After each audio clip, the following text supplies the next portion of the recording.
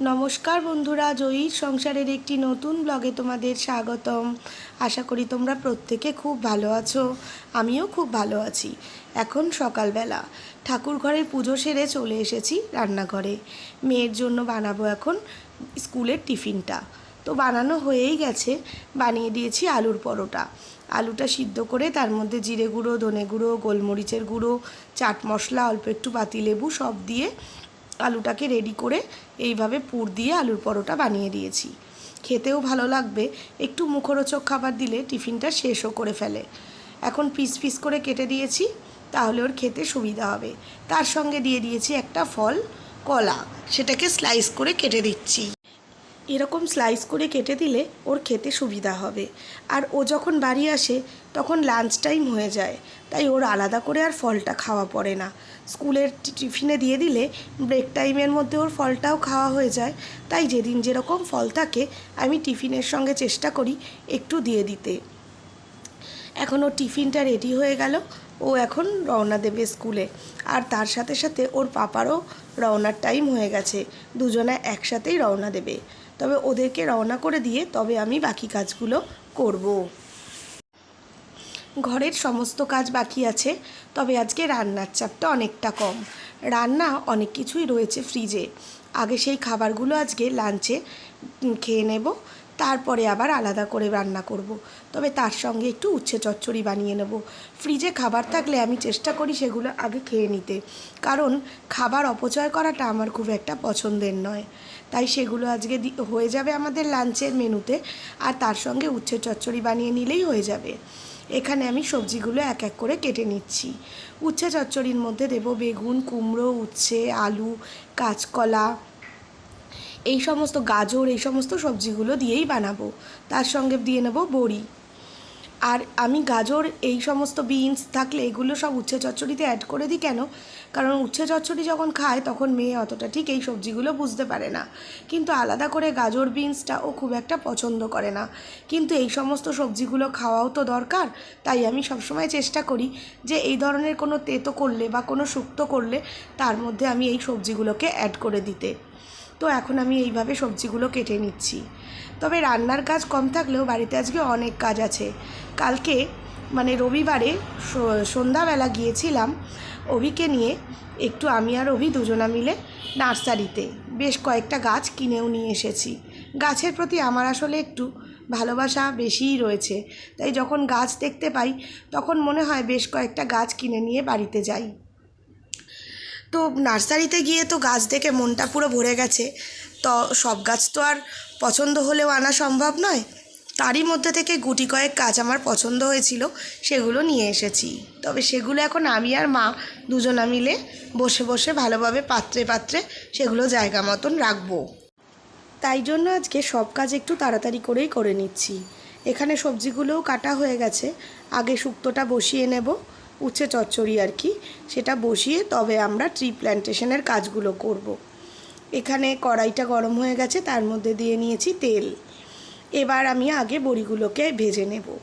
বড়িটা ভাজা হয়ে গেলে তার মধ্যে পাঁচফোড়ন দিয়ে দেব, দিয়ে আগে উচ্ছেটা দিয়ে একটু নাড়াচাড়া করে নেব। এই যে এখানে বড়িটা আগে আমি ভেজে নিচ্ছি। মেয়ে বাড়ি নেই, স্কুলে গেছে। এই সময় এই গাছের কাজগুলো কেন করি? ও থাকলে ও আগে মাটি কাদা নিয়ে ও আগে সব বসাবে বলে ব্যস্ত হয়ে কাজগুলো আরও বেশি বাড়িয়ে দেয়। তাই ও না থাকাকালীনই আমরা চেষ্টা করি বাড়িতে না থাকলে এই গাছের কাজগুলোকে সেরে নেওয়া। কারণ সব কথাতেই এখন একটাই কথা বলে, আমি তখন বড় হয়ে গেছি, আমাকে একটু করতে দাও। এই কাজগুলো করা ভালো জানো, এরমভাবে চারা গাছ বসানো। তো সেই কারণের জন্য মা বলছে সব কাজ ছেড়ে ছেড়ে তুই আগে এই কাজটা করে নে, কারণ স্কুল থেকে বাড়ি চলে এলে আর কিন্তু তুই করতে পারবি না। আমি বললাম ঠিক আছে, তাহলে আগে চচ্চড়িটা বসিয়ে দিই। এই যে এখানে আমি পাঁচফোড়ন দিয়ে উচ্ছেটাকে ভালো করে নাড়াচাড়া করে নিয়ে আলু আর গাজরটা আগে দিয়ে নিয়েছি। এর মধ্যে পরিমাণ মতো নুন দিয়ে এখন ঢাকা দিয়ে দেব, কারণ গাজর আর আলুটা যেহেতু সেদ্ধ হতে একটু দেরি হয়, তারপরে ঢাকা খুলে আমি বাকি সবজিগুলোও দিয়ে দিয়েছিলাম, দিয়ে আবার ঢাকা দিয়ে বেশ খানিকক্ষণ রেখে দিয়েছিলাম। এখন বেগুন কুমড়ো এগুলো বেশ নরমও হয়ে গেছে, তার মধ্যে হলুদ দিয়ে দিচ্ছি, দিয়ে ঢাকা দিয়ে দেব আর বড়িগুলো দিয়ে দেবো, তাহলে বড়িগুলোও নরম হয়ে আসবে। এই চচ্চড়িটা আমি পাতলা পাতলা করব না, একটু শুকনো শুকনোই করব, তাই এখন আবার ঢেকে দেব। ঢেকে আমি আগে গাছের কাজগুলো করে নেব। এই যে দেখো, এই গাছটা কিনেছি, এই টবটাও কালকে কিনেছি। টবটা দেখে আমার খুব পছন্দ হয়েছে, তবে একটাই কিনেছি, পরে আবার ইচ্ছা আছে আরও কিনবো। আর এই গাছগুলো সমস্ত কিনেছি, বকনবেলিয়া কিনেছি, আরেকটা বেলফুলের গাছ কিনেছি, কারণ আগের বেলফুলের গাছটায় ফুল খুব একটা হচ্ছে না, তাই জন্য আরেকটা কিনলাম। এই ইনডোর প্ল্যান্টসগুলো কিনেছি। এই লিপস্টিক গাছটা আমার ছিল কিন্তু নষ্ট হয়ে গেছিলো বলে আবার একটা কিনেছি। এখানে পাতাবাহার কিনেছি, টুকটাক সমস্ত গাছগুলোই কিনেছি। গাছ বসানো হয়ে গেছে, আমি আর মা দুজনা মিলেই বসিয়ে ফেললাম। আর এখানে এখন ছাদ থেকে নিয়ে আসা জামা কাপড়গুলোকে ভাঁজ করে কাভার্ডের মধ্যে রেখে দিলাম, আর যেগুলো লন্ড্রিতে যাবে সেগুলো লন্ড্রি বাস্কেটের মধ্যে রেখে দিলাম। এই টুকটাক কাজগুলো সেরে নিলেই এখন মোটামুটি কাজ কমপ্লিট। এবার গাছগুলোকে জায়গায় জায়গায় সাজিয়ে রাখবো। সকাল থেকে খুব ব্যস্ত ছিলাম, কারণ আজকের সব থেকে প্রধান কাজ যেটা ছিল সেটা হচ্ছে গাছগুলোকে ঠিকঠাকভাবে তার জায়গায় জায়গায় বসানো। তো গাছগুলো বসানো হয়ে গেছে, তারপর স্নান হয়ে গেছে, সব কাজ হয়ে গেছে, এখন বসে আছি। প্রচন্ড গরম পড়েছে এই দুদিন ধরে, কালকে আর আজকে। এর আগে মোটামুটি ঠিকঠাকই ছিল, কিন্তু ইদানিং কালে গরমটা দুদিন ধরে একটু বেশিই লাগছে। তো গাছগুলো বসিয়েছি, তোমাদেরকে দেখাই, দাঁড়াও। গাছগুলো বসানোর পরে কেমন লাগছে। গাছ বাড়িতে এলে একটা অন্যরকম আনন্দই হয়। আমার তো ভীষণ আনন্দ হয়েছে, কালকে বিকালবেলাটা আমার খুব ভালো কেটেছে। একদম নার্সারিতে গিয়ে সমস্ত গাছ পছন্দ করে নিয়ে এসেছি, খুব ভালো লেগেছে।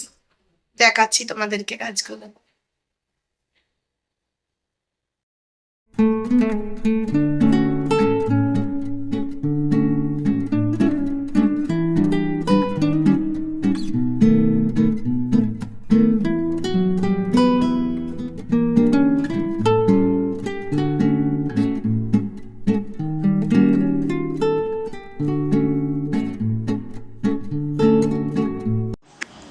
এরকম টবে টবে চারিদিকে যেরকম ইনডোর প্ল্যান্টসগুলো আছে, তার সঙ্গে ফুলের গাছ, এগুলো রাখলে যেন বাড়ির সৌন্দর্য আরও অনেক বৃদ্ধি পায়, তাই না বলো?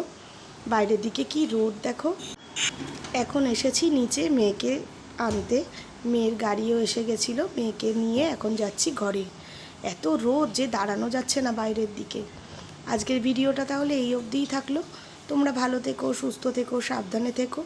ভালো লাগলে একটা লাইক করো, আর চ্যানেলটা যারা সাবস্ক্রাইব করোনি সাবস্ক্রাইব করো। আসি তাহলে, টাটা।